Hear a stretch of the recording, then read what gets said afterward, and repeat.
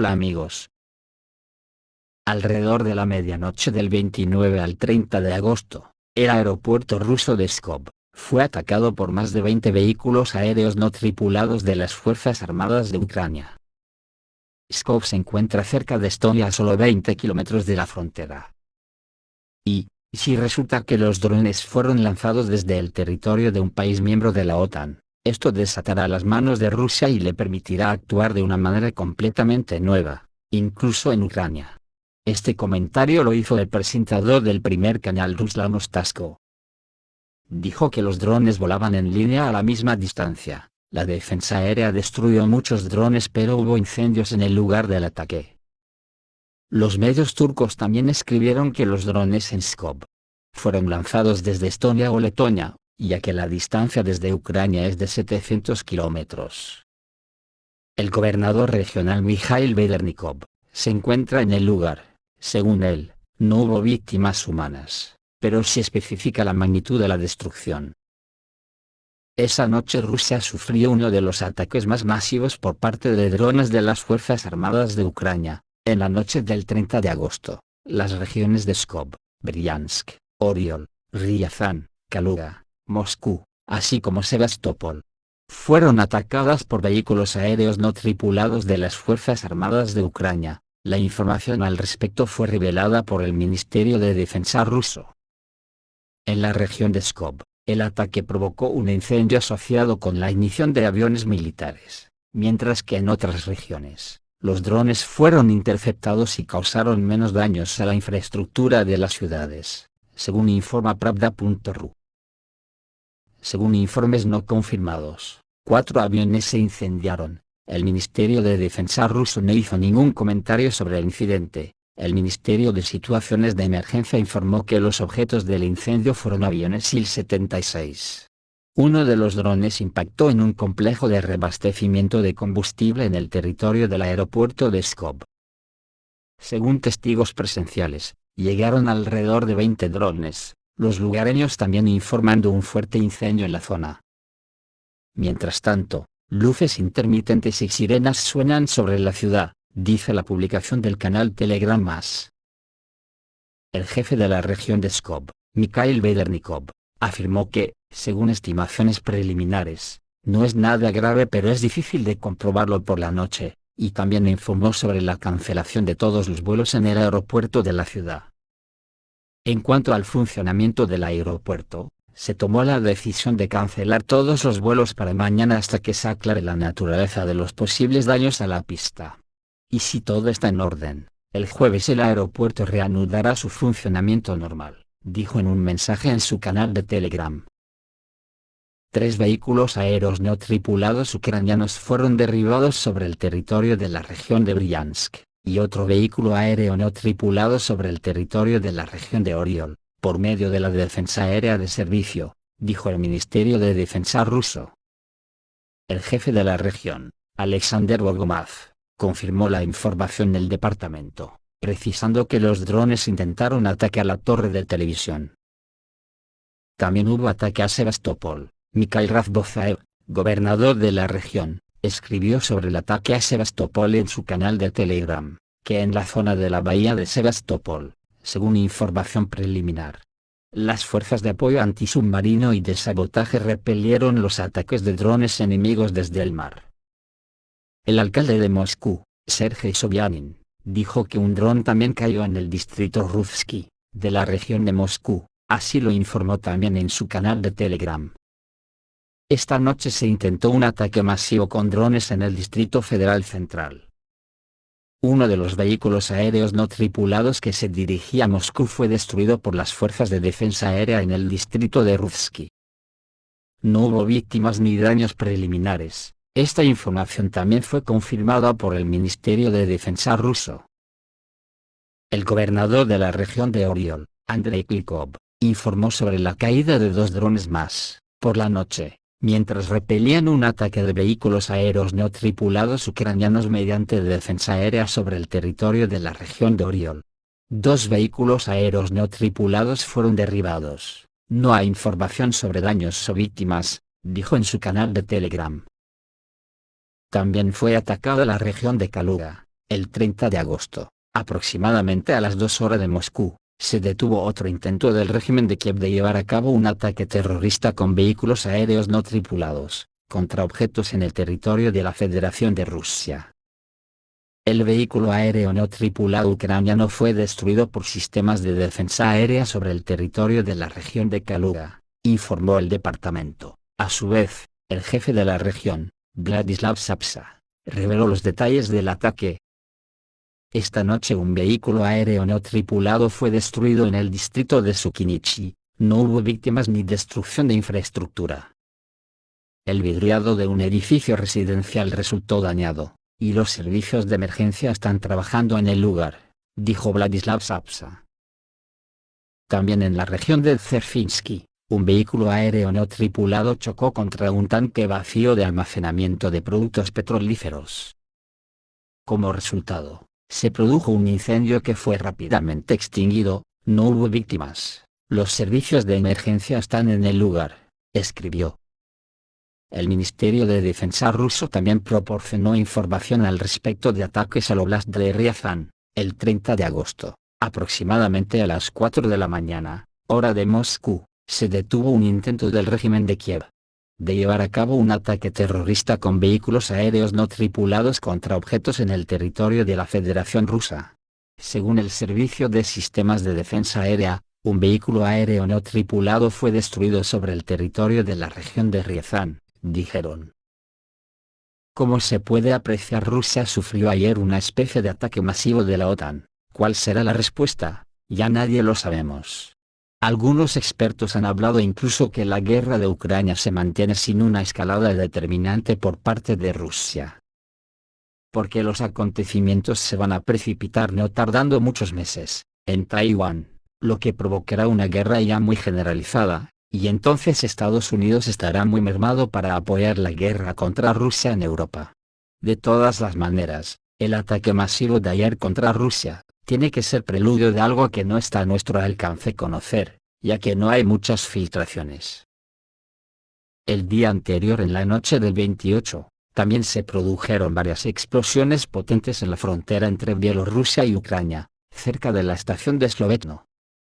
Según la información local bielorrusa, alrededor de las 3:30 horas, en el puente ferroviario, ubicado a 800 metros de la estación indicada, explotaron varias minas antitanque del tipo TM-62M. Para confirmar esta información se aportaron fotografías tomadas desde el territorio de la República de Bielorrusia hacia Ucrania. Las fotografías muestran cómo el soporte del puente y las vías del ferrocarril en ambas direcciones sufrieron daños importantes. Una de las fotografías muestra también el puesto fronterizo de la República de Bielorrusia. Anteriormente, las fuentes informaron que el puente podría haber sido volado por un vehículo aéreo no tripulado que arrojó municiones sobre las minas. Las razones del debilitamiento del puente aún no se han revelado, sin embargo, una de ellas puede ser el temor de Kiev de que se esté preparando una ofensiva de las fuerzas rusas, o de unidades de Wagner desde el territorio de Bielorrusia. Sobre esto Scott Ritter dice que las Fuerzas Armadas de Ucrania perdieron la mayoría de las brigadas de choque sin atravesar las defensas rusas. La contraofensiva del ejército ucraniano provocó que Kiev perdiera la mayoría de las brigadas de choque, así lo afirmó el ex oficial de inteligencia estadounidense Scott Ritter. Según sus palabras, debido a la falta de fuerzas, Kiev está trasladando a la zona de combate las restantes brigadas entrenadas por instructores de la OTAN. Añadió que los soldados de la 82, y otras 2 brigadas de Ucrania eran una reserva estratégica, es decir, las últimas fuerzas entrenadas, y como explicó el ex oficial de inteligencia, Ucrania no tiene otras reservas. La defensa ucraniana pronto se desmoronará, afirmó Ritter en el canal de YouTube del líder del Partido de los Trabajadores de Gran Bretaña, George Galloway. Además, el ex oficial de inteligencia enfatizó que Kiev había perdido una gran cantidad de reservas, pero aún no podía atravesar ni siquiera la primera línea defensiva de las Fuerzas Armadas rusas. Anteriormente Ritter habló de 3 brigadas de reserva de las Fuerzas Armadas de Ucrania que se enfrentaron a la derrota en la dirección de Zaporozhye. Por su parte el Washington Post dice que Estados Unidos necesita todos sus misiles ATACMS para una guerra cercana con China, y Washington no está dispuesto a suministrar a Ucrania sistemas de misiles tácticos operativos ATACMS. El Pentágono dejó escapar que no tenía suficientes para una guerra con China. Según el Washington Post, la administración del presidente estadounidense Joe Biden se adhiere firmemente a la posición de no transferir misiles de largo alcance a Kiev. A pesar de la creciente presión de los legisladores estadounidenses y las súplicas de los dirigentes de Kiev. La razón de esto es que los estadounidenses no quieren socavar su propia preparación para el combate en caso de una guerra que parece inminente con China. Ucrania y sus partidarios continúan presionando para que se instalen misiles ATACMS de largo alcance que podrían atacar profundamente detrás de las líneas rusas. Pero el Pentágono está en contra. Los militares temen que entonces los misiles no serán suficientes para cualquier conflicto futuro con China, informa el Washington Post. Es evidente que en la OTAN también tienen una fijación con China. En Estados Unidos el propio ex jefe del Pentágono calificó oficial y públicamente a China como la principal amenaza para Estados Unidos. Además, los expertos militares y políticos dijeron que el conflicto entre Estados Unidos y China será peor que el de Ucrania, y ambas partes ya van de frente. Hoy en día, todos los participantes potenciales en el conflicto no solo están preparados para una guerra en el Pacífico, sino que incluso están interesados en resolver la crisis de Taiwán. Ya que la situación política interna estadounidense requiere victorias, y aunque las fuerzas militares desplegadas no pueden esperar demasiado, todos cuentan con la victoria. Mark Esper, que fue el secretario de Defensa de Estados Unidos en la administración de Donald Trump de 2019 a 2020, intervino sobre la situación geopolítica. Según él, en el siglo XXI China representa la principal amenaza estratégica para Estados Unidos, mientras que India puede convertirse en un importante socio estratégico. Yo lo que creo es que se hacen pedos mentales ellos solos, están desubicados y el siglo XXI les viene grande. No tienen ni puta idea de los tiempos que vienen, ni del insignificante papel que les espera si no cambian su mentalidad colonizadora, para lo cual, deberían empezar por dar solución a los millones de ciudadanos que tienen viviendo por las aceras de las ciudades imperiales. Porque esto es un no parar, que no pinta bien para los colonizadores de la OTAN. Hoy nos hemos despertado con otro golpe militar en África, concretamente en Gabón, otra excolonia francesa, donde los militares se han hecho cargo del poder y han anulado el resultado de las recientes elecciones. De 1967 a 2009 Gabón estuvo gobernado por el dictador títere por francés, Elad Omar Bongo, y de 2009 a 2023 por su hijo Ali Bongo Ondimba. El motivo formal del golpe de Estado fueron las elecciones presidenciales, en las que el presidente en ejercicio Ali Bongo Ondimba gana en la tercera ronda. Y por una coincidencia, resulta que Gabón también tiene reservas de uranio, petróleo y gas. Precisamente Ali Bongo Ondimba fue el primer jefe de Estado recibido por Emmanuel Macron en vísperas de la apertura de la Cumbre de París para un nuevo pacto financiero global, el 21 de junio de 2023. Donde asistió a la cumbre para un nuevo pacto financiero global los días 22 y 23 de junio, y el jueves 21 de junio. Alrededor de las 14:45, fue recibido cara a cara por el presidente Emmanuel Macron. El objetivo era revisar las normas de financiación entre los países del norte y del sur. El cara a cara entre Emmanuel Macron y Ali Bongo Ondimba fue muy cálido según todas las fuentes coincidentes, duró más de 30 minutos. Los dos líderes mantienen relaciones muy estrechas, dicen que comparten la misma pasión por el fútbol. No te jode, eso no se lo cree ni el caso a la manteca. Francia comparte afición por el uranio y el gas. A principios de marzo de 2021, Emmanuel Macron estuvo en Libreville, la capital de Gabón, para asistir a la cumbre One Forest. Pero ya se sabe, Gabón tiene uranio, petróleo y gas, pero el país carece de sistema de cobertura sanitaria. Los trabajadores que cotizan a la seguridad social no tienen las ventajas que se encuentran en los países colonizadores desarrollados, que aplican el mismo sistema.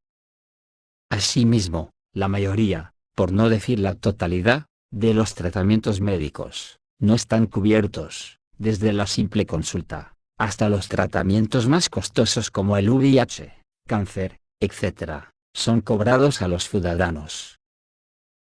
Esto es todo amigos, reciban un saludo.